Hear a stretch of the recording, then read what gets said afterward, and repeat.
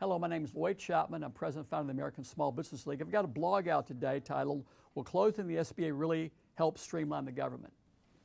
So I worked on President Obama's campaign. I served on the Small Business Advisory Council. And shortly after he was elected, he abolished the council and dismissed all of our recommendations. And I knew at that time there was going to be a problem. About 6 months later, in 2008, I issued a press release predicting that President Obama would try to close the Small Business Administration by combining it with the Department of Commerce. That's the favorite way for politicians to try to close the SBA. Sure enough, a couple years later, he announced his intention to do just that. And I launched a national campaign, sounding the alarm. I went on national television, radio. I wrote dozens of press releases. And lucky for me, a number of journalists issued stories agreeing with me that President Obama's proposal to combine the SBA and the Commerce Department was really a move to close it. And think of it this way. So the SBA is the smallest agency in the government. The budget is 1/1000th of the Pentagon budget. And if you haven't seen this, go online and Google 2.3 trillion missing from the Pentagon. Just in the last few days, a story came out that showed that the Pentagon is losing billions of dollars a day.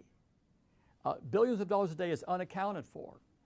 I've seen stories where up to 2.3 trillion is missing. So let's just say this, if you're trying to streamline government, where should you start first? At the smallest agency in town with a budget that's 1/1000th of the Pentagon budget? Or you think you might want to take a look at the billions of dollars a day that's unaccounted for at the Pentagon? The GAO says the Pentagon's budget, not their budget, their books are so messed up you can't even audit it. Think about that.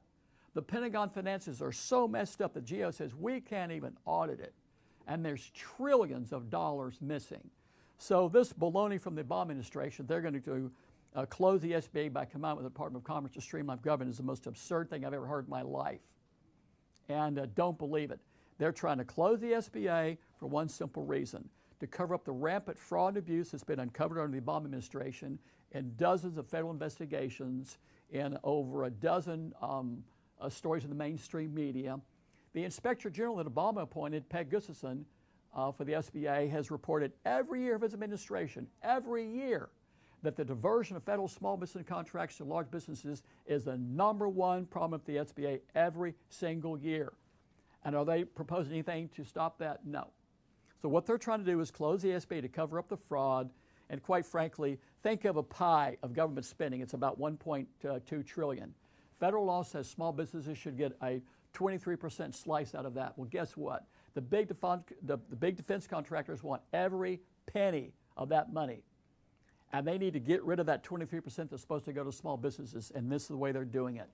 They're going to try to close the SBA under the guise of streamlining government. They tried to do it by combining it with the Commerce Department. That didn't work. Journalists exposed that. Now they're trying to do it by changing size standards to allow some of the largest companies in any industry to be considered small businesses. And of course, you go to our website, ASBL.com, and there's a documentary trailer on the right-hand side, and you can see 10, 20 stories in the mainstream media that show the Obama administration is diverting federal small business contracts to hundreds of Fortune 500 firms. So again, do not believe anybody who's telling you that they need to close the SBA to streamline government. If you want to streamline government, start looking at the trillions of dollars that are missing at the Pentagon.